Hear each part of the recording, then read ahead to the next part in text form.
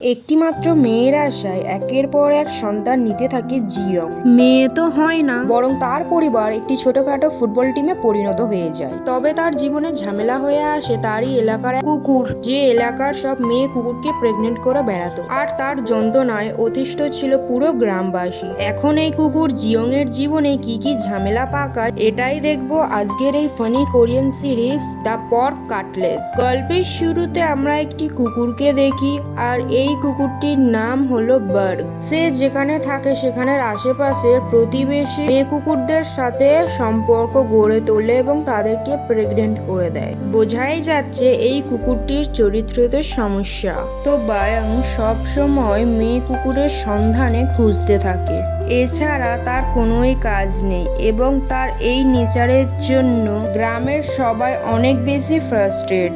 তারা কোনোভাবে বায়গ্যর হাত থেকে তাদের মেয়ে কুকুরদের রক্ষা করতে চায়। তখনই দেখা যায় বায়গ্য ঘুরতে ঘুরতে একটি বিদেশি মেয়ে কুকুরের প্রেমে পড়ে যায়, যার নাম হলো সেরন। সে সেরনকে দেখে তার কাছে আসতে গেলে সেখানেই চলে আসে তার মালিক, অর্থাৎ সেরনের মালিক এসে তাকে বাঁচিয়ে নেয় বায়গ্যর হাত থেকে, আর বায়গ্যকে খেতে দিয়ে সেখান থেকে চলে যায়। আর এরপর সেখান থেকে বায়গ্য চলে যায়। এরপর সেরঙের মালিক গ্রামের হেড জিয়ং এর কাছে চলে আসে বায়গ্যর ব্যাপারে নালিশ করতে। আর জিয়ং তো তখনই চলে যায় এই বায়গ্যর বাড়িতে। বায়গ্যর মালিক ছিলেন একজন বৃদ্ধা মহিলা, তার নাম চুন। এবং জিয়ং যখন সেই চুনের কাছে গিয়ে বলে যে আপনি আপনার কুকুরটাকে একটু বেঁধে রাখুন, কারণ প্রতিবেশী তাদের বিদেশি কুকুরের ওপর বায়গ্যর নজর কথা জানিয়েছে। এই কথা শুনে চুং তো অনেক বেশি বিরক্ত হয়। আসলে বায়গ্যকে নিয়ে কেউ কিছু বললে সে একেবারেই সহ্য করতে পারে না, আর এর জন্য সে খুবই বিরক্ত হয়ে জিয়ংকে বলে যে সে দেখে নিবে কি করা যায়, সে যেন এখন এখান থেকে চলে যায়। এরপর জিয়ং চলে গেলে চুং বায়গ্যর কাছে যায় এবং তাকে বলে যে সে যেন সেরনের কাছে যায়, কারণ গ্রামের সব কুকুরই ওই সেরনের জন্য পাগল। এটা বলে সে তাকে অনেক আদর করে এবং তাকে খেতে দেয়। পরদিন আমাদেরকে জিয়ং এর ফ্যামিলিকে দেখানো হয়।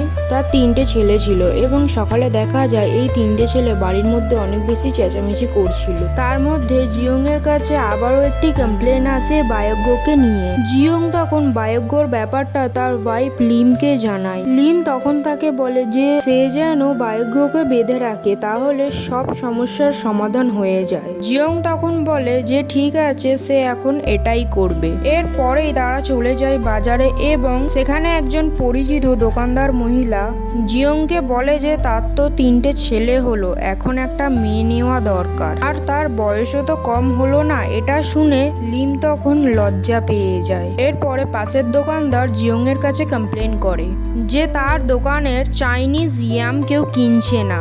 এই বিষয়টা যেন জিয়াং একটু দেখে। জিয়াং তখন তাকে জানায় ঠিক আছে, এই ব্যাপারটা সে দেখবে, সে যেন চিন্তা না করে। এরপরে তাদের রাতের দৃশ্য দেখানো হয়। আমরা একটি বাচ্চা ছেলেকে দেখতে পাই, তার নাম হলো বকচিল। সে হলো চুনের নাতি। তো বকচিল প্রত্যেকবারই নিজের জন্য পর্ক কাটলেট না খেয়ে বায়গ্যর জন্য নিয়ে আসতো। আজও যখন সে নিয়ে আসে, সে দেখে চুন বায়গ্যকে বেঁধে রেখেছে। এটা দেখে তার অনেক কষ্ট হয়, আর চুনও এটা সহ্য করতে পারে না। কিন্তু তার কাছে তো করার কিছুই ছিল না, কারণ তার প্রতিবেশীরা বায়গ্যর নামে শুধু নালিশই করে যেত। যা পরের দিন সকালেই দেখা যায় বায়গ্য আবারও একটি কাণ্ড ঘটিয়ে ফেলেছে। সে এক প্রতিবেশীর বাড়িতে গিয়ে তার কুকুরের সাথে সম্পর্ক করতে গিয়েছিল, আর তার মালিক তো এটা দেখার সাথে সাথেই জিয়ংকে নিয়ে দৌড়াতে দৌড়াতে চলে আসে চুনের কাছে, আর এসেই তাকে বলে যে সে তার কুকুরকে কেন আটকাচ্ছে না। চুন তাকে বলে যে সে তো বায়গ্যকে বেঁধে রেখেছিল, আর যদি বায়গ্য তার কুকুরের সাথে কিছু করেও থাকে তাহলে তো এটা দুই পক্ষের ভালোবাসার জন্যই হচ্ছে, এখানে এত নিষেধ করার কি আছে। এটা শুনে জিয়ং বলে যে সে তো শুধুমাত্র একজনকে আর ভালোবাসে না, সে তো সব কুকুরকে ভালোবাসে, আর তার তো বাচ্চারও অভাব নেই। এত এনার্জি যে কিভাবে আসে একটা কুকুরের মধ্যে। তখনই পাশে থাকা মহিলাটি বলে যে সে তো তাকে সেই চাইনিজ ইয়ামগুলো খাওয়ায়, যার জন্য এটা হয়েছে, কিন্তু সে আর এগুলো সহ্য করতে পারছে না। তার কথা চুন তো তখনও কানে লাগায় না, যার জন্য তারা দুজনেই নিরাশ হয়ে সেখান থেকে চলে আসে। কিন্তু মহিলাটি তখনও অনেক বেশি রেগেছিল। সে জিয়ংকে এ ব্যাপারে কিছু করতে বলে। জিয়ং বলে যে সে তো কুকুরটিকে বেঁধে রেখেছিল, কিন্তু বক্সচিল হয়তো তাকে ছেড়ে দিয়েছে। তখনই সেখানে একটা কিউট মেয়ে তার বাবার সাথে আসে, আর এই মেয়েটির নাম আরিয়াম। জিয়ং মেয়েটিকে অনেক ভালোবাসতো। মেয়েটি বলে যে বক্সচিল বাইগুকে অনেক বেশি ভালোবাসে, আর প্রত্যেক কুকুরের মালিক তাদের কুকুরকে আংলে রাখে। তখন এই কথাগুলো শুনে ওখানে থাকা মহিলাটি রেগে যায়। তখনই দেখা যায় জিয়ং বাচ্চা মেয়েটিকে বাড়িতে পাঠিয়ে দেয়, যাতে এখানে আর কোনো ঝামেলার সৃষ্টি না হয়। এরপর সে নিজের কাজে চলে যায়। দৃশ্য পরিবর্তন হলে আমরা দেখতে পাই জিয়ং একটি স্বপ্ন দেখতে থাকে। সে দেখে যে সে তার মেয়ের সাথে খেলছে। এর থেকেই বোঝা যায় যে তার একটি মেয়ের কত শখ। সে সবসময় একটি মেয়ে চেয়েছিল, কিন্তু তার ভাগ্য এমনই যে সে এখন 3টি ছেলের বাবা হয়ে আছে। আর এই 3টি ছেলে অনেক বেশি লাফালাফি আর দৌড়াদৌড়ি করতে থাকে, যে কারণে সে অনেক বেশি বিরক্ত হয়ে গেছে। পরদিন সে সকালে ঘুম থেকে ওঠে। এরপর তার ওয়াইফ লিম তাকে খাওয়ার সময় বলে যে তার তো বমি বমি লাগছে। এটা শুনে তো দুজন অনেক বেশি ঘাবড়ে যায়। তাই লিম তার প্রেগনেন্ট টেস্ট করতে যায়। সেই সময় সে প্রে করতে থাকে যেন সে আবারও প্রেগনেন্ট না হয়, কারণ 3টি ছেলের যন্ত্রণা সে অলরেডি অতিষ্ঠ, আর এক বাচ্চার যন্ত্রণা সে নিতে পারবে না। কিন্তু দেখা যায় সে আবারও প্রেগনেন্ট হয়ে গেছে। এবার তো সে অনেক বেশি কমপ্লেন করতে থাকে এই বিষয়টা নিয়ে। কিন্তু জিয়ং অনেক বেশি খুশিতে ছিল, কারণ সে তো একটা মেয়ের আশায় ছিল। সে তার ওয়াইফ লিমকে শান্ত করে বলতে থাকে যে সবকিছু ঠিকঠাক ভাবেই হবে, তুমি চিন্তা করো না। এটা বলে সে কাজে চলে যায়। সে একটি বক্স খুঁজে সেখান থেকে একটি ডল বের করে, আর সেটি নিয়ে তার মেয়ের কথা ভাবতে থাকে। মেয়ে হলে সে তার সাথে অনেক বেশি মজা করবে, তার সাথে সবসময় খেলা করবে, আর মেয়েটা অনেক কিউট হবে, আর তাকে সে অনেক ভালোবাসবে। এসব ভাবতে ভাবতেই গাছে জল দেওয়ার পটকে সে তার মেয়ে মনে করে। গান গাইতে থাকে। তখনই সেখানে দিয়ক স্যাম আসে, আর তাকে ডেকে বলে যে সে কি করছে, পাগল হয়ে গেছে নাকি। তাই সে তখন লিমের প্রেগনেন্সি ব্যাপারে জানাতে যায়, কিন্তু এটা জানাতে গিয়েও সে জানায় না। তখনই সামান্য কিছু বুঝতে পেরে স্যাম তো বারবার জানতে চায়, আর বলে যে এটা সে কাউকে বলবে না, দয়া করে এটা বলুন যে সে কি বলতে চাইছিল। এবং জিয়ং তখনই তার উপরে বিশ্বাস করে সবকিছু বলে দেয়। এবং রাতে দেখা যায় লিম বাইরে দাঁড়িয়ে আছে, জিয়ং এর জন্য অপেক্ষা করছিল। তখনই জিয়ং বাড়ি আসে। সে লিমকে দেখে অনেক বেশি চিন্তিত ছিল। সে তো বুঝতে পারে না যে কি হয়েছে। লিম তখন তাকে বলে তাদের আবারও মেয়ের আশায় এই বয়সে বাচ্চা নেওয়া কি উচিত। তখনই জিয়ং বলে সেও রিকের মতো মেয়ের বাবা হতে চায়, আর সে লিমের মতো অনেক সুন্দরও হবে। লিম বলে সেই পুরো ব্যাপারটা নিয়ে অনেক বেশি এম্বারেসড ফিল করছে। এই বয়সে বাচ্চা নেওয়াটা খুবই লজ্জার ব্যাপার। জিয়ং বলে কিসের লজ্জা, তারা তো হাজব্যান্ড ওয়াইফ, আর এটা তো খুবই স্বাভাবিক একটা ব্যাপার। তাই লিমের হঠাৎ সন্দেহ হয়, আর সে জিয়ং এর কাছে জানতে চায় যে সে এই ব্যাপারটা কারোকে বলেছে কিনা। জিয়াং তখন একেবারেই চুপ হয়ে যায়, কারণ সে অলরেডি দিয়ককে জানিয়ে দিয়েছে। এবং সে ওই কথা বলতেই যাবে, তখনই দেখা যায় গ্রামের এক এক করে সব লোক আসতে থাকে, আর লিমের জন্য তারা বিভিন্ন ধরনের খাবার নিয়ে আসে। অর্থাৎ তারা সবাই লিমের প্রেগনেন্ট ব্যাপারটি জেনে গেছে। তখন লিম জিয়াং এর দিকে রেগে তাকিয়ে থাকে। জিয়ং তখন জানায় সে তো শুধুমাত্র ডিয়ং স্যামকেই বলেছে, আর তখনই দেখা যায় স্যাম সবাইকে এই ব্যাপারে জানিয়ে দিয়েছে। যদিও সে বলেছিল সে কাউকে জানাবে না, কিন্তু গ্রামের সবাই তো এখন এই ব্যাপারটা জানে। তবে হ্যাঁ, তারা সবাই মিলকে অনেক কেয়ার করে, কিন্তু একজন ছাড়া, সেই নতুন প্রতিবেশী যাদের কাছে বিদেশি কুকুর সেই শেরনটি আছে।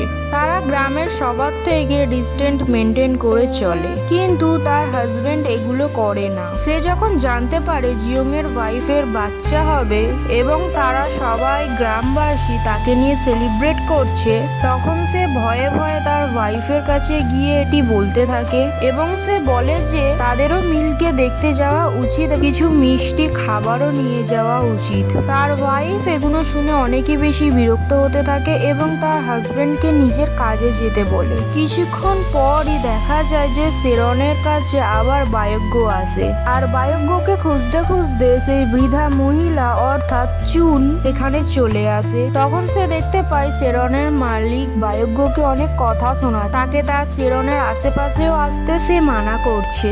যা শুনে চুন তো অনেক বেশি রেগে যায়, কারণ বায়জ্ঞকে সে অনেক বেশি ভালোবাসে, আর তাকে কেউ এভাবে কথা শোনাবে তার একদমই পছন্দ হয় নাই। তাই সে রেগে গিয়ে মহিলাটিকে বলতে থাকে যে এটা তার গ্রাম নাকি, যে সে যা চাইবে সেটাই হবে। চুন তার সাথে কথা না বাড়িয়ে সেখান থেকে চলে আসে বায়জ্ঞকে নিয়ে।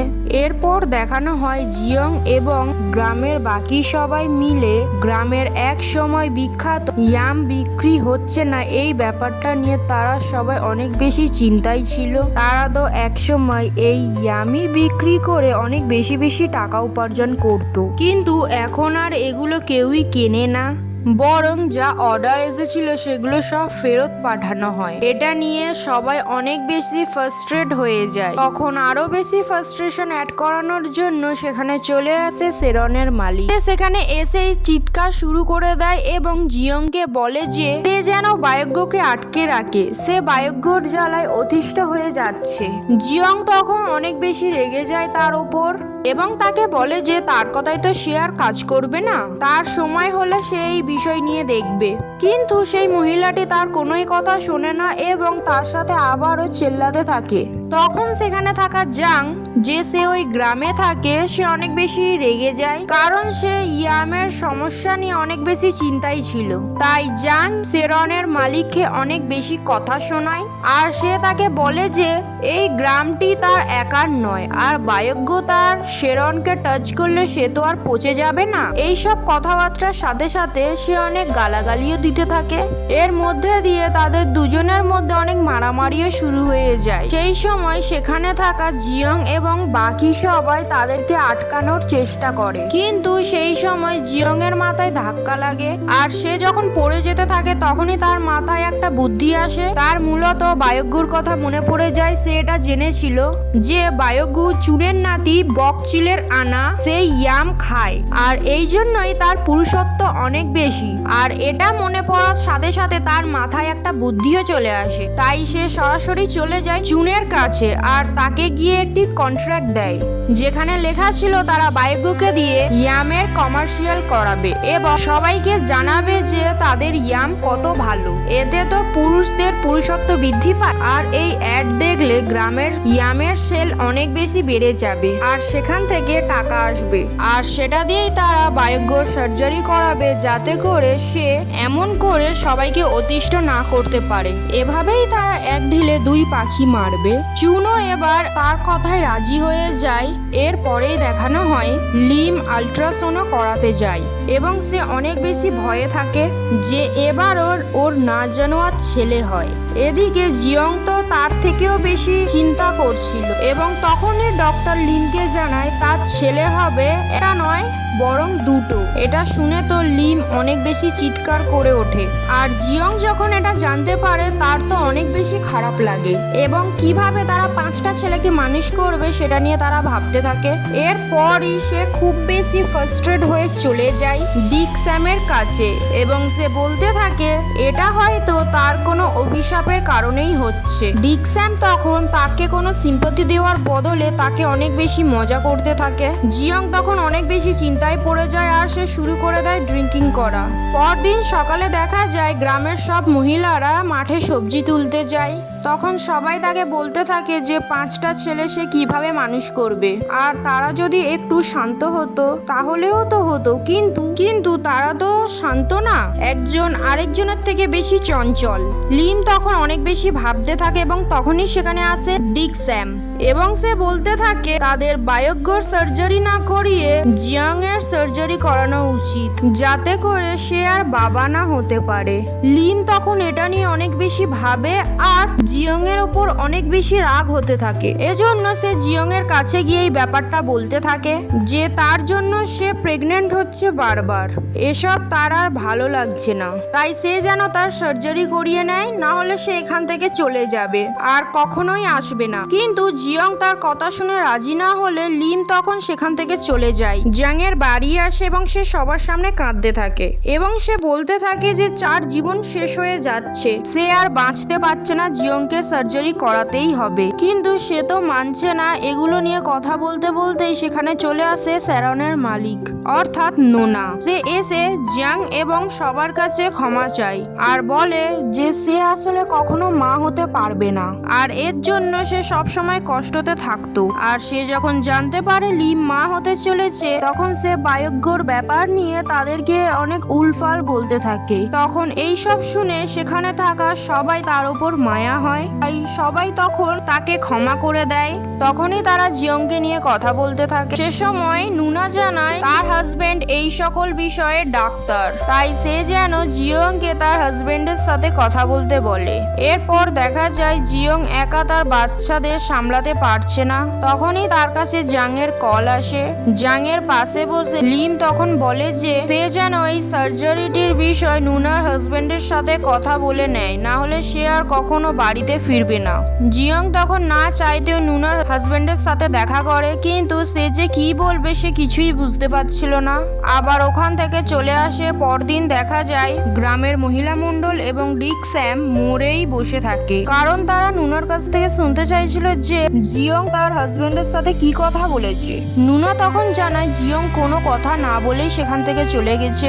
এটা শুনে তো তারা সবাই অনেক বেশি ফ্রাস্ট্রেট হয়ে পড়ে। এরপরই সেখানে জিয়ং চলে আসে এবং তাদের সব কথা শুনে ফেলে। চুন তখন জিয়ংকে জানায় যে সে বায়জ্ঞর সার্জারি করাতে রেডি আছে, এখন এর জন্য জিয়ংকেও করতে হবে। তাদের সবার জড়াজড়িতে পড়ে জিয়ং নুনার হাজবেন্ডের কাছে অ্যাপয়েন্টমেন্ট নিয়ে নেয়। নুনার হাজবেন্ড তাকে বুঝিয়ে বলে যে এই সার্জারি কোনো মেজর সার্জারি না এবং এতে কোনো ক্ষতিও হবে না, শুধু সে আর বাবা হতে পারবে না। জিয়ং তখন তার কথায় অলমোস্ট রাজি হয়ে সাইন করতে যাবে, কিন্তু তখনই সে আবার ভয় পেয়ে বলতে থাকে যে তার আরো বেশি সময় লাগবে ভাবতে। এরপরে রাতে জিয়ং এর কাছে তার একটা ছেলে ঘুমাতে আসে। সে এসে তার কাছে শুয়ে পড়লে জিয়ং তখন তাকে বলতে থাকে যে তার মায়ের জন্য তার অনেক কষ্ট হয়, সে তাদেরকে জন্ম দিতে অনেক কষ্ট করেছে, কিন্তু সে যেটা চায় যে আমি সেটা পারবো না, সেটা যদি আমি করি তাহলে নিজেকে অসম্পূর্ণ মনে হবে। তাই সে বুঝতে পারছে না যে তার কি করা উচিত। এগুলো বলতে বলতে সে দেখে তার ছেলে তো ঘুমিয়ে পড়েছে। তখনই তার কাছে ডিক স্যামের কল আসে এবং সে তাকে ড্রিঙ্ক করার জন্য ডাকে। সেখানে তাদের সাথে নোনার হাজবেন্ডও ছিল আর তার কাছে জিয়াং আবারও এই সার্জারির বিষয় জানতে চায়। সে এবং ডিক স্যাম তাকে বোঝায় যে সার্জারি একদমই ইজি এবং মাত্র 15 মিনিটের মধ্যে হয়ে যাবে। এরপর নুনার হাজবেন্ড জানায় যে সে তার সার্জারি অনেক আগেই করেছে, কারণ তার ওয়াইফ নুনা অনেক বেশি রাগী। সে তাকে বলেছিল যে সে চিটিং জানতে পারবে, কিন্তু শত ছেলে মেয়ে সহ্য করতে পারবে না, এজন্য তাকে না চাইতেও এটা করতে হয়।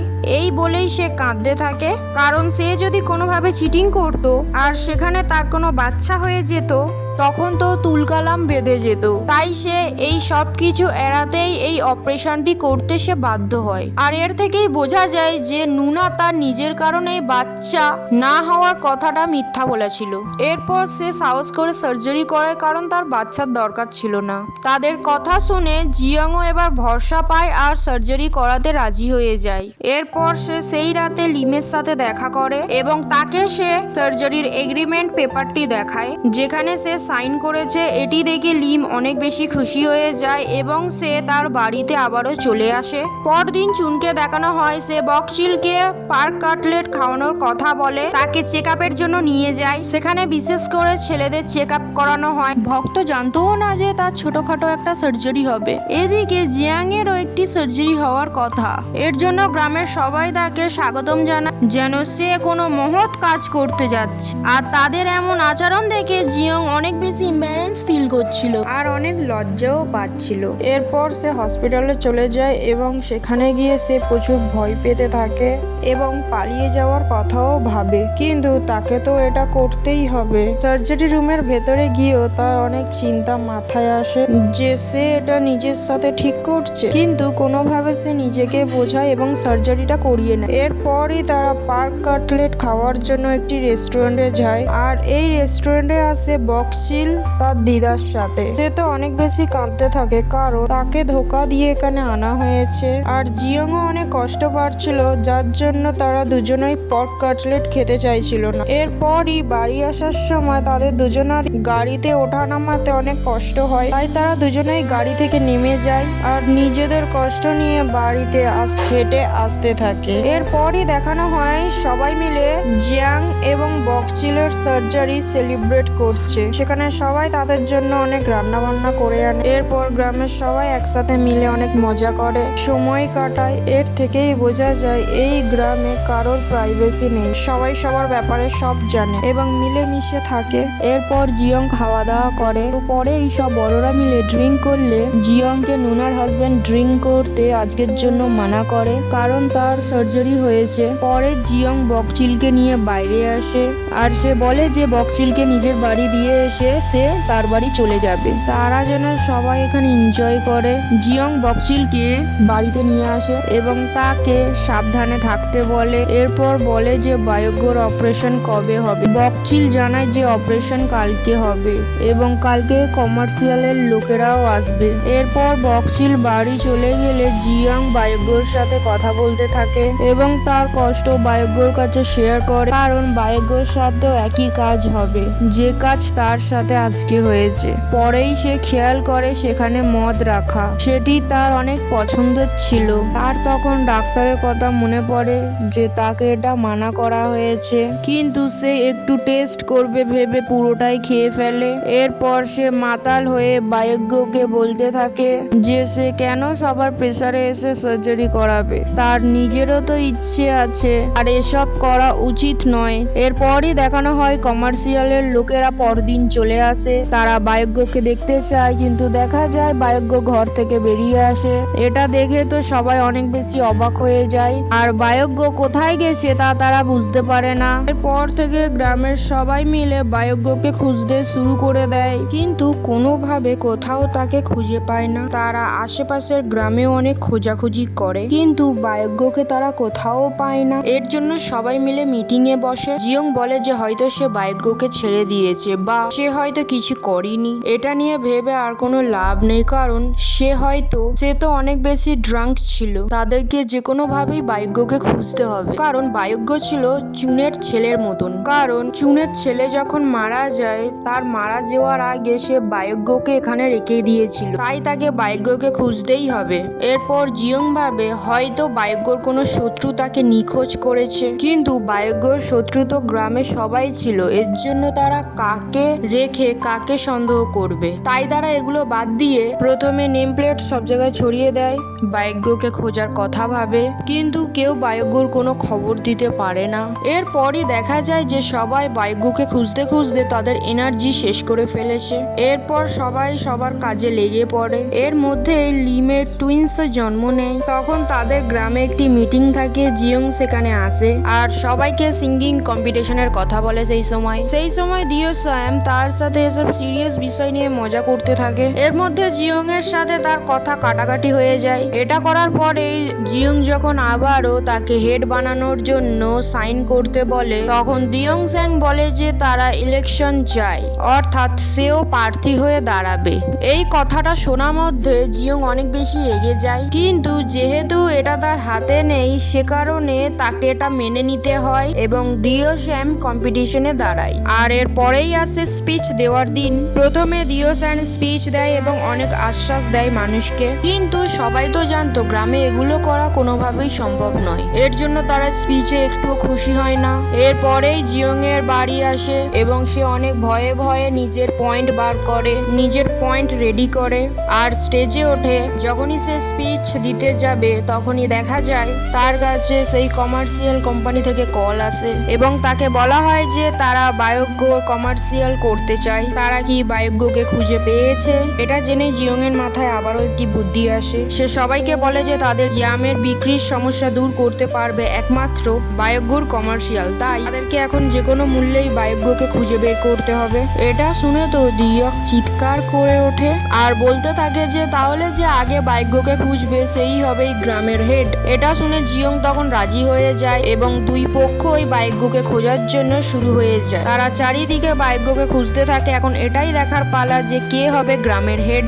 এরপরেই আমাদের জিয়ংকে দেখানো হয় যে সে বায়গ্যর বাড়িতে ঢুকে তার সাইকোলজি বোঝার চেষ্টা করছিল। সে বোঝার চেষ্টা করছিল যে বায়গ্য কখন কি ভেবে কোন দিকে যেতে পারে। তখন সেই সময় দিয়ক স্যামও একই কাজ করতে থাকে বায়গ্য ফিঙ্গারপ্রিন্ট খোঁজার জন্য এখানে চলে আসে। কিন্তু কুকুরের কি আর ফিঙ্গারপ্রিন্ট হয়? এইসব নিয়ে তাদের দুজনের একসাথে সেখানে দেখা হলে তাদের মধ্যে কথা কাটাকাটি শুরু হয়ে যায়। তারা দুজনকে উল্টো পাল্টা কথা শোনাতে থাকে এবং কেউই একজন আরেকজনকে সহ্য করতে পারছিল না। এরপরই দেখা যায় দিয়ক, স্যাম, জিয়ং এবং বাকি সবাই মিলে এক জায়গায় একত্রিত হয়। সবার এটাই আগ্রহ ছিল যে বায়গ্যকে খোঁজার কাজ কত দূর এগিয়েছে। তখন দুজনাই জানায় যে তারা কোনো ক্লুই এখন পর্যন্ত পায়নি। তখনই সেখানে দেখা যায় যে দৌড়তে দৌড়তে জ্যাং আসে এবং সবাইকে বলে যে তার কুকুরের বাচ্চা হয়ে নিশ্চয়ই বায়গ্য আশেপাশে আছে, না হলে এ কাজ ওর ছাড়া আর কেউই করবে না। তার কুকুরকে প্রেগনেন্ট করে দিয়েছিল। এটা জেনেই তো জিয়ং এবং দিয়ক স্যাম দুজনেই বলে ওঠে যে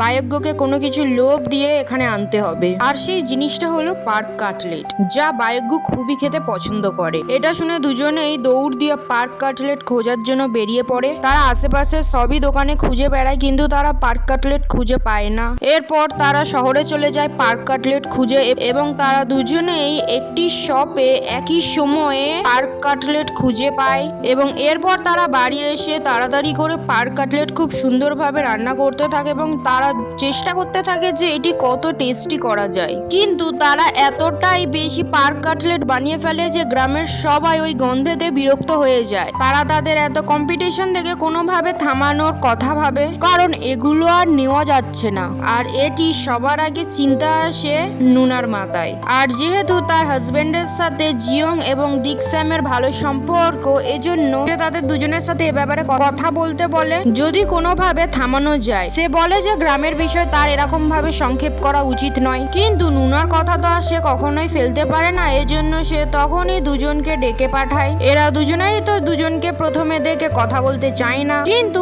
ডাক্তার তাদেরকে বুঝিয়ে বলে। সে বলে যে তারা একে অপরের বন্ধু, তাও আবার অনেক বছর ধরে। তাই তাদের শুধুমাত্র হেড হওয়া নিয়ে এবং বায়গ্যকে খোঁজা নিয়ে নিজেদের মধ্যে সম্পর্ক খারাপ করা উচিত নয়। আর দয়া করে তারা যেন পার্ক কাটলেট বানানো বন্ধ করে। এই পার্ক কাটলেটের গন্ধতে সবাই বিরক্ত হচ্ছে। তখন তারা দুজনেই নিজেদের ভুল বুঝতে পারে এবং সবকিছু আগের মতন ঠিকঠাক করে নেয়। এরপর সবাই একসাথে বসে ড্রিঙ্ক করে এবং জিয়ং ডাক্তারকে জিজ্ঞাসা করে যে তার সার্জারি তো অনেক দিন হয়ে গেছে, তাহলে সে কি এখন তার বউয়ের সাথে ইন্টিমেট হতে পারবে? ডাক্তার শুনে বলে যে হ্যাঁ, সে পারবে। এটা শুনে জিয়ং অনেক বেশি খুশি হয়ে যায়। সে তার বাড়ি এসে লিমকে বলে যে তারা ফাইনালি এখন ইন্টিমেট হতে পারবে।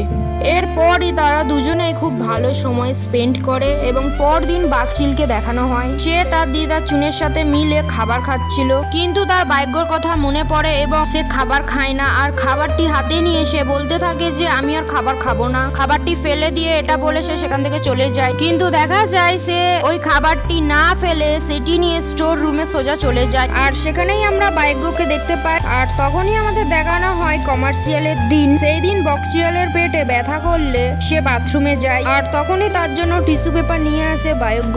এভাবে সেদিনই সে বায়গ্যকে খুঁজে পায়, কিন্তু এই ব্যাপারে সে কাউকেই বলে না, কারণ কাউকে বললে তো সবাই এসে তাকে সার্জারি করাতে নিয়ে যাবে। এরপরই দেখানো হয় জিয়াংকে। সে আবারও পর্ক কাটলেট বানালে লিম তাকে এগুলো বাইরে অন্য গ্রামে কারোর কাছে দিয়ে আসতে বলে, কিন্তু কেউ তো আর নিতে চায় না। তাই সে দেখে বক্সিল তার হাতে কাটলেট নিয়ে বাড়ির দিকে যাচ্ছে। এটা দেখে সে ভাবতে থাকে যে বক্সিল তো কাটলেট পছন্দ করে, তাই সে কাটলেট গুলো বক্সিলকে দেবে বলে তাকে ডাকে, কিন্তু সে তো শুনতে পায় না। এজন্য জিয়ং জিয়ং তার বাড়ি চলে যায়। আর সেখানে গিয়ে সে স্টোর রুমে কিছু আওয়াজ শুনতে পায়। তখনই সে দরজাটা খুললে তার উপর এসে পড়ে বায়গ্য এবং তাকে দেখে সে অনেক বেশি খুশি হয়ে যায়। কিন্তু তখনই বকচিলকে সেখানে আসতে দেখে সে বুঝতে পেরে যায় যে এতদিন ধরে বকচিলই বায়গ্যকে লুকিয়ে রেখেছিল। এরপরে আলাদা করে সে জানতে চায় যে সে এটা কেন করলো। বকচিল তখন বলে যে সে চায় না বায়গ্যর সার্জারি হোক, আর বায়গ্যর যদি সার্জারি হয় তাহলে এতে অনেক কষ্ট হবে আর এত কষ্ট নিতে পারবে না, তারও তো একটা জীবন আছে। এগুলো শুনে জিয়ং কিছু একটা রিয়েলাইজ করে। এরপরই সে সবাইকে বায়গ্যর ব্যাপারে ভালোভাবে জানানোর জন্য সে ভালো সবার জন্য রান্না করে এবং সবাইকে কমিউনিটি রুমে ডাকে। সেখানে সবাই আসলে সে 2-3 বার কথা বলার চেষ্টা করে, কিন্তু কেউ না কেউ তাকে অন্য কথা বলে বারবার বাধা দিতে থাকে। আর এরপর সে আবারও কথা বলতে গেলে সে দেখে যে লিমের তো আবারও বমি আসতে শুরু করে। তাই সে দৌড় দিয়ে ওয়াশরুমে চলে যায়। এটা দেখে জিয়ং এর চিন্তা হয়। সে ভাবে যে লিম এমন কেন করছে, সে তো আর প্রেগনেন্ট হতে পারবে না, কারণ জিয়ং তো সার্জারি করিয়ে নিয়েছে, তাহলে প্রেগনেন্ট হওয়ার তো কোনো সম্ভাবনা নেই। লিম বলে যে সে প্রেগনেন্ট নয়, এমনিতেই হচ্ছে তার সাথে। কিন্তু এটা নিয়ে জিয়ং এর মনে সন্দেহ খানিকটা থেকে যায়। এরপর রাতের বেলা লিমের বমি হলে সে তখন তাকে প্রেগনেন্ট টেস্ট করার জন্য বলে। লিম টেস্ট করতে থাকলে এদিকে জিয়ং ভাবতে থাকে যে তার পক্ষে তো আর বাবা হওয়া সম্ভব নয়, তাহলে এটা কার বাচ্চা। কিন্তু এই এলাকা দুটো পুরুষ হলো ডিকস্যাম আর ডাক্তার, আর তারা দুজনেই তো বাবা হতে সক্ষম না, তাহলে এটা কার বাচ্চা হতে পারে নাকি বাচ্চা হবে না। সে এরকম বিভিন্ন ধরনের অদ্ভুত চিন্তা করতে থাকে। ঠিক তখনই লিম চিৎকার করে ওঠে এবং সে বলে যে সে আবারও প্রেগনেন্ট হয়ে গেছে। এটা দেখে তো জিয়ং কিছু বুঝতে পারে না। সে মনে করতে থাকে যে ডাক্তার হয়তো তার সার্জারিটা ঠিক মতন করেনি, তাই এই অবস্থা। এটা ভেবেই তো সে তাড়াতাড়ি করে ডাক্তারের কাছে যায় তার প্রশ্নের উত্তর খুঁজতে। সেখানে গিয়ে সে ডাক্তারের কাছে বলে যে সে কি তার অপারেশন ঠিকভাবে করেছিল, কোনো সমস্যা হয়নি, অপারেশন তো 100% সাকসেসফুল ছিল, হ্যাঁ না? ডাক্তার তখন বলে যে হ্যাঁ, সবকিছু তো ঠিকঠাকই ছিল, কোনো সমস্যা নেই। কিন্তু সে এই কথা কেন জানতে চাইছে। তখন জিয়ং তাড়াতাড়ি করে বেরিয়ে পড়ে।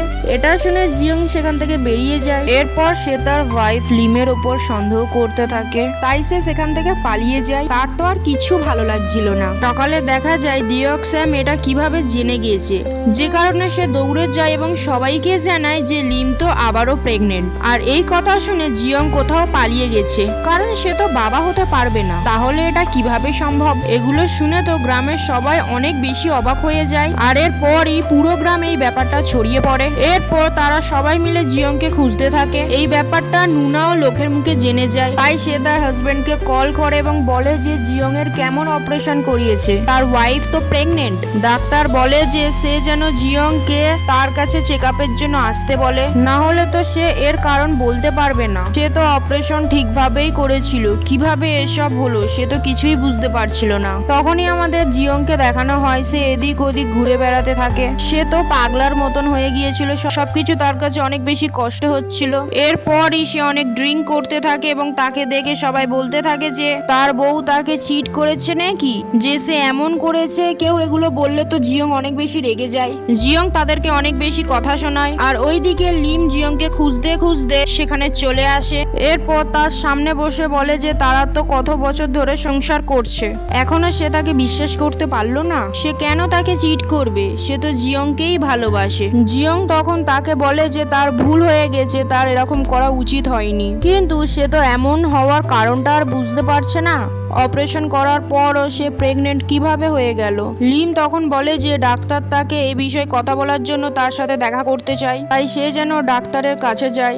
এরপরই সে ডাক্তারের সাথে দেখা করে আর তার সব চেক আপের পর বলে যে আসলে অপারেশনের পরও তার মধ্যে বাবা হওয়ার কিছু ক্ষমতা ছিল, যা 6 মাসের মধ্যেই চলে যেত। কিন্তু সে তো তার আগেই তার স্ত্রীর সাথে ইন্টিমেট হয়েছে, এর জন্য তার ওয়াইফ আবারও প্রেগনেন্ট হয়ে গেছে। কিন্তু নুনার হাজবেন্ডও হয়তো এই ব্যাপারটা তখন বুঝতে পারছিল না, তাই সে তার ওয়াইফের সাথে ইন্টিমেট হওয়ার পারমিশন দিয়েছিল। এটা শুনে তো লিম অনেক বেশি কাঁদতে থাকে, কিন্তু জিয়ং তার কাছে ক্ষমা চাইতে থাকে এবং বোঝায় যে এটাই তো তাদের শেষ বাচ্চা, এরপর তাদের আর কোনো সমস্যা হবে না। যাই হোক, গ্রামে ফিরে এসে তারা সবাইকে সবকিছু জানায়, কারণ তাদের না জানালেও তারা তো জেনেই যাবে। তারা তাদের জন্য খুশি হয়, কিন্তু কি আর বলবে বুঝতে পারে না, কারণ পরপর এতগুলো বাচ্চা। তারা কথা বলতে থাকে, তখনই তার পাশ থেকে বকশিল পার্ক কাটলেট বায়জ্ঞর জন্য নিয়ে যেতে থাকে, কিন্তু তাকে দেখে তার দিদা চুন আসে আর সে কাটলেটের প্যাকেট লুকিয়ে ফেলে। দিদা তখন তার সাথে থাকতে বললে বকশিল বলে যে তার পেটে ব্যথা করছে, এটা বলে বাহানা দিয়ে সে বাড়ি চলে যায়। এরপরই সে বায়জ্ঞকে খেতে দেয়, কিন্তু সে বলতে থাকে যে তার দিদা চুনের সাথে এভাবে মিথ্যা কথা বলা উচিত হয়নি। এপারে জিয়ংকে দেখানো হয় সে অনেক ভালো ভালো রান্না করে তার ছেলেদেরকে ডেকে বলে যে তার মা আবারও প্রেগনেন্ট। এটা শুনে তো ছেলেগুলো খুবই ফ্রাস্ট্রেট হয়ে যায়। তারা বলে যে এত বাচ্চা নিয়ে তারা করবেটা কি। তখন জিয়ং তাদেরকে কোনোভাবে লোভ দেয় আর বলে যে তাদেরকে তাদের ছোট টুইন্স ভাইকে খেয়াল রাখতে হবে, ভালোভাবে চলতে হবে। বাচ্চাগুলো তখন রাজি হয়ে যায়। পরদিন দিদা চুনকে দেখানো হয় সে তার চুল কালার করে। এরপর সে বকশিলকে বলে যে বেঁচে যাওয়া হেয়ার ড্রাই ফেলে দিতে, কিন্তু হেয়ার ড্রাই দেখে বকশিলের মাথায় একটা বুদ্ধি আসে। এরপর দিদা চুন শহরে যাচ্ছিল, তখনই সে বকশিলকে ডিকস্যামের সাথে যেতে বলে, কারণ ডিকস্যাম তারই আজ স্কুলের দিকে যাবে, তাহলে তাকে বাড়ির জন্য অপেক্ষা করতে হবে না। এটা বলে সে সেখান থেকে চলে যায়। এদিকে জিয়ং আর লিম আজকে আলট্রাসোনা করতে যাচ্ছিল। আজকে তারা বাচ্চার জেন্ডার জানতে পারে। তখনই জিয়ং ডিকস্যামকে বাইক নিয়ে যেতে দেখলে তাকে ডাক দেয় এবং বলে যে সে কোথায় যাচ্ছে। ডিকস্যাম বলে যে দিদা চুনের কথায় বকশিলকে স্কুলে দেওয়ার জন্য তাকে পিক করতে যাচ্ছে। এটা শুনে তো তার বায়জ্ঞর কথা মনে পড়ে। আসলে যেদিন বায়জ্ঞকে খুঁজে পেয়েছিল তখন তার সাথে বকশিলের চুক্তি হয়েছিল যে বায়জ্ঞকে যে বকশিল ওখানে লুকিয়ে রেখেছে এটা তারা ডিকস্যাম থেকে লুকিয়ে রাখবে, না হলে এটা তারা পুঁজি বানিয়ে ইলেকশনে হেড হয়ে যাবে। জিয়ংও তার কথা রাজি হয়ে যায়। এই কথা মনে করে জিয়ং তাড়াতাড়ি গাড়িতে তার বউকে নিয়ে বকশিলের কাছে পৌঁছে যায় এবং তাকে ইশারায় জানিয়ে দেয় যে সে যেন আজ বাসে করে চলে যায় আর বায়জ্ঞকে যেন সামলে রাখে। সেও সবকিছু বুঝতে পারে এবং তাকে আশ্বাস দেয় যে সে সবকিছু সামলে নেবে। এরপর সে তার দিদা চুনের হেয়ার ডাই নিয়ে বায়জ্ঞর গায়ে লাগিয়ে দেয় এবং তাকে সাদা কুকুর থেকে কালো কুকুর বানিয়ে দেয়, যাতে কেউ তাকে বুঝতে না পারে যে এটাই বায়জ্ঞ। এদিকে দেখানো হয় জিয়ং তার বউকে নিয়ে হসপিটালে যায় এবং সে চিন্তা করতে থাকে যে এবার তার কি বাচ্চা হবে। তখনই লিম চিৎকার করে ওঠে এবং জিয়ং তো ভয়ে ভয়ে তাড়াতাড়ি সেখানে যায় এবং তখনই জানতে পারে যে ফাইনালি তার এবার মেয়ে হবে। এই জন্য লিম চিৎকার করে ওঠে এবং তারা দুজনেই অনেক বেশি খুশি হয়। তাদের খুশির কোনো ঠিকানা ছিল না এবং এই খুশিতেই তারা গ্রামের সবাইকে নিয়ে মহাভোজনের আয়োজন করে। সবাই এটি শুনে অনেক বেশি খুশি হয় এবং তারা সবাই মিলে রান্না বান্না করছিল। ডিকস্যাম রান্নার জন্য এক্সট্রা কাঠ খোঁজে। সেই সময় দিদা চুন বলে যে কাঠগুলো তার বাড়ির স্টোর রুমে আছে। ডিকস্যাম সেখানে যেতে থাকে। এদিকে জিয়ং এসে যখন এই কথা শোনে তখন সে আর কিছু ভাবে না এবং সে সোজা বকশিলকে এই বিপদের কথাটি বলে সেখানে চলে যায়, কিন্তু প্রথমে সে তাকে চিনতে পারে না। এরপর সে যখন তার নাম ধরে ডাকে তখন বায়জ্ঞ লেজ নাড়ে আর এটি দেখে বুঝে যায় যে এটাই বায়জ্ঞ। আর এটা বুঝতে পেরে সে চিৎকার করে বলতে থাকে যে পেয়ে গেছে, সে পেয়ে গেছে। সবাই তখন সেখানে চলে আসে। যেহেতু বায়জ্ঞর রং সাদা থেকে কালো হয়ে গিয়েছিল তাই জন্য কেউ ওকে চিনতে পারে না এবং ডিকস্যাম আবারও যখন বায়জ্ঞর নামটি ধরে ডাকে তখন বায়জ্ঞ আর তার লেজটি নাড়ায় না, কিন্তু তখনই ডিকস্যাম পট কাটলেট খাওয়ানোর কথা মনে করে। এটা তো বায়জ্ঞর ফেভারিট, তাই জন্য সে এটাকে না বলবে না, কিন্তু তখনই দেখা যায় যে কাটলেট তার সামনে রাখলে সে তার মুখটি খোলে না এবং কোনো ইন্টারেস্ট দেখায় না। এটা দেখে সবাই ডিকস্যামকে উল্টোপাল্টা বলে আর বাড়ি পাঠিয়ে দেয়, কিন্তু দেখা যায় সবাই ঠিকই বুঝতে পারে যে এটাই বায়জ্ঞ, কিন্তু তারা ডিকস্যামকে হেড না বানানোর জন্য সত্যিটা লুকিয়ে রাখে। তবে তখনই তারা ভাবে যে তারা তাদের ইয়ামের প্রমোশন কিভাবে করবে। তখন লিমের মাথায় একটা বুদ্ধি আসে আর তখনই দেখানো হয় যে কমার্শিয়াল থেকে লোক চলে আসে জিয়ং এর শুট করে, কারণ তার পুরুষত্ব তো বায়জ্ঞর থেকেও বেশি ছিল, কারণ তার 5টা ছেলে আর একটি মেয়ে। এটা বলে সেই ইয়ামের প্রমোশন করে। এরপর বায়জ্ঞ বেরিয়ে আসলে কমার্শিয়ালের লোকেরা বলে যে তাদের কুকুরকে তারা কালার করেছে কেন। এটা বলে ডিকস্যাম যাতে কিছু বুঝতে না পারে সে কারণে সে বলে যে এটা বায়জ্ঞ না, এটা হায়াজ্ঞ। এরপর আমাদেরকে ফ্ল্যাশব্যাক দেখানো হয়। বকশিল বায়জ্ঞকে অনেক ট্রেনিং দেয় এবং তাকে বোঝায় যে সে যেন অন্যের থেকে পর্ক কাটলেট না খায়। অনেক ট্রেনিং দিতে দিতে বায়গু ঠিকই বুঝে যায় এর জন্য দিয়কশ্যামের দেওয়া পর্ক কাটলেট সে খায়নি। কিন্তু এরপর দিদা চুনের একটি ফ্ল্যাশব্যাক দেখানো হয়। সে একটি দোকানে যায় আর সেখানে নিজের জন্য হেয়ার ড্রাই না নিয়ে কুকুরের জন্য নেয়। অর্থাৎ সে আগে থেকেই জানতো যে বায়গু তার নাতির কাছে আছে, কিন্তু সেও তো বায়গুকে সার্জারি থেকে প্রোটেক্ট করতে চায়। আর সে এটাও চেয়েছিল যে বায়গুকে ছাড়া ইয়ামের প্রমোশন যেন হয়ে যায়। আসল মাস্টার মাইন্ড তো সেই ছিল। এই দৃশ্যের সাথে এই মজার গল্পটা এখানেই শেষ হয়ে যায়। আপনাদের যদি গল্পটা একটুও ভালো লেগে থাকে তাহলে অবশ্যই লাইক এবং কমেন্ট করে আমাদের জানাবে, এবং পরবর্তীকালে এরকম আরো মজার গল্প দেখার জন্য আমাদের চ্যানেলটিকে সাবস্ক্রাইব করে নেবে। ততক্ষণের জন্য ধন্যবাদ।